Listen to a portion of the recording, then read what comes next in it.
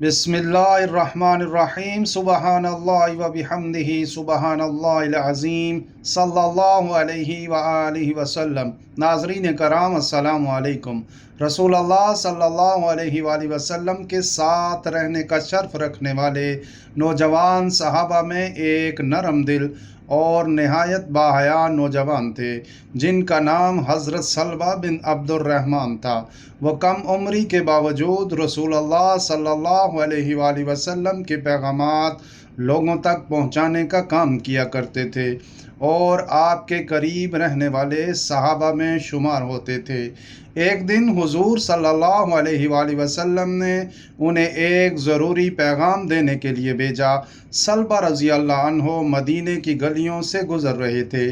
اچانک ایک گھر کی کھڑکی سے ان کی نگاہ ایک عورت پر پڑی جو غسل کر رہی تھی۔ جیسے ہی نظر پڑی سلمہ رضی اللہ عنہ کا دل کانپ اٹھا۔ یہ محض ایک لمحے کی نظر تھی مگر ان کے ایمان کی لرزہ خیز کیفیت دیکھیے انہوں نے خود کو ملامت کیا، اے سلمہ، اگر میرے نبی صلی اللہ علیہ وآلہ وسلم کو وحی کے ذریعے اس کا علم ہو گیا تو کیا ہوگا؟ میں کیسے ان کی نگاہ کا سامنا کروں گا؟ میں نے اپنی روح کو آلودہ کر لیا ہے۔ شرمندگی اور خوف سے بے چین ہو کر وہ مدینہ چھوڑ کر قریبی پہاڑوں کی طرف نکل گئے۔ وہاں انہوں نے ایک غار میں پناہ لی اور دن رات روتے ہوئے اللہ تعالیٰ سے معافی مانگنے لگے۔ ان کے رونے کی شدت کا یہ عالم تھا کہ وہ کھانا پینا بھی بھول گئے۔ ان کی دعائیں پہاڑوں میں گونج رہی تھیں، یا اللہ میری روح کو بخش دے، مجھے سب کے سامنے رسوا نہ کرنا، قیامت کے دن مجھے لوگوں کے سامنے نہ لانا۔ دن گزرتے گئے، رسول اللہ صلی اللہ علیہ وآلہ وسلم کو وحی کے ذریعے خبر دی گئی کہ آپ کی امت کا ایک نوجوان اللہ کے خوف سے پہاڑوں میں گریہ و زاری کر رہا ہے۔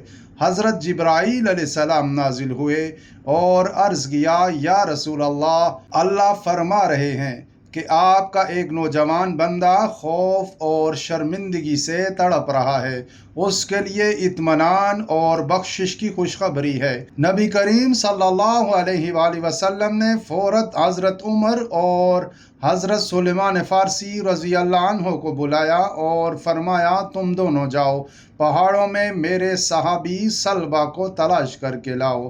حضرت عمر اور حضرت سلیمان رضی اللہ عنہ پہاڑوں کی طرف نکل پڑے۔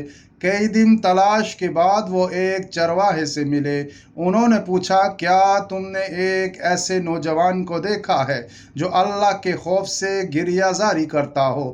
چرواہے نے کہا، ہاں، ایک نوجوان ہے جو رات کو غار سے نکلتا ہے، وہ زمین پر گر کر روتا ہے اور یہ دعا دہراتا ہے، اے اللہ مجھے سب کے سامنے رسوا نہ کرنا، میں نے ایسا گریہ کبھی کسی انسان میں نہیں دیکھا۔ یہ سن کر صحابہ سمجھ گئے کہ یہی سلمہ ہیں۔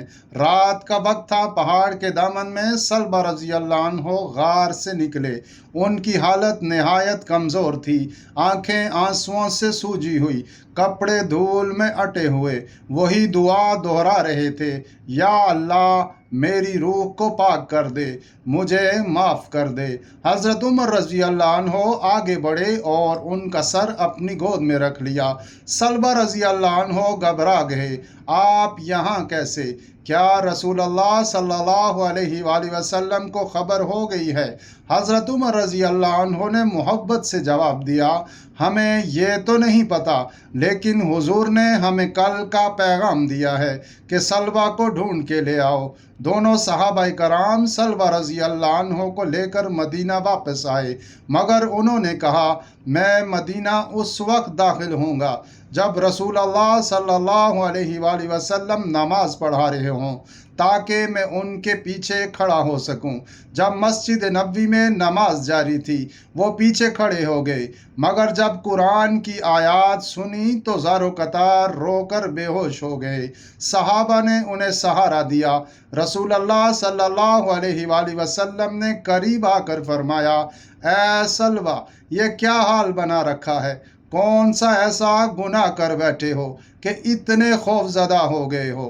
سلمہ رضی اللہ عنہ نے کانپتی آواز میں کہا، یا رسول اللہ، میں بہت بڑا گناہ کر بیٹھا ہوں، میں اللہ کے عذاب سے ڈرتا ہوں۔ آپ صلی اللہ علیہ وآلہ وسلم نے انہیں تسلی دی اور فرمایا، اللہ کی رحمت بہت وسیع ہے، گھر جاؤ اور آرام کرو۔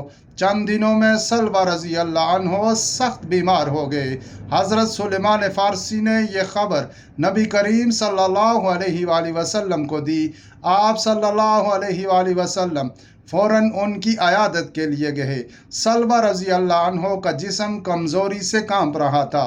رسول اللہ صلی اللہ علیہ وآلہ وسلم نے ان کا سر اپنی گود میں رکھ لیا اور پوچھا، اے سلمہ، کوئی آخری خواہش ہے؟ وہ لرزتی آواز میں بولے، یا رسول اللہ، بس اتنی خواہش ہے کہ آپ میرے لیے دعا کریں کہ اللہ مجھے معاف کر دے۔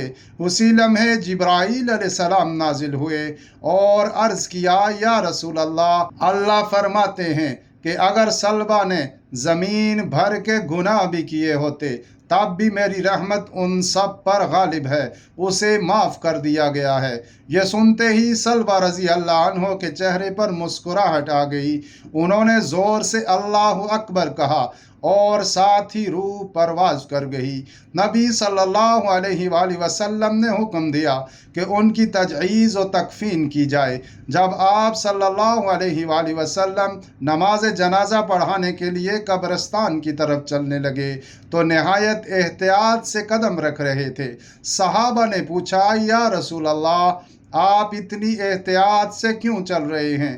آپ صلی اللہ علیہ وآلہ وسلم نے فرمایا، قسم ہے مجھے رب کی، میں نے اتنی کثرت سے فرشتے سلمہ کے جنازے میں دیکھے ہیں کہ زمین پر قدم رکھنے کی جگہ ڈھونڈ رہا ہوں۔ ناظرین کرام، یہ کہانی صرف ایک نوجوان صحابی کی نہیں بلکہ یہ امت کے ہر نوجوان کے لیے ایک آئینہ ہے۔ سلمہ رضی اللہ عنہ کی لغزش ایک لمحے کی تھی، مگر وہ خوف خدا سے تڑپ گئے۔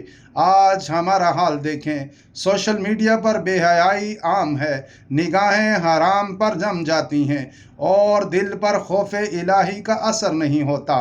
اللہ کی رحمت بے پایاں ہے، لیکن خوف خدا اور سچی توبہ ہی اس رحمت کے دروازے کھولتی ہے۔ اگر ہم آج اپنی نگاہوں کی حفاظت، دل کی پاکیزگی اور استغفار کی عادت اپنا لیں تو اللہ تعالی ہمیں بھی سلمہ رضی اللہ عنہ کی طرح معاف فرما دیں گے۔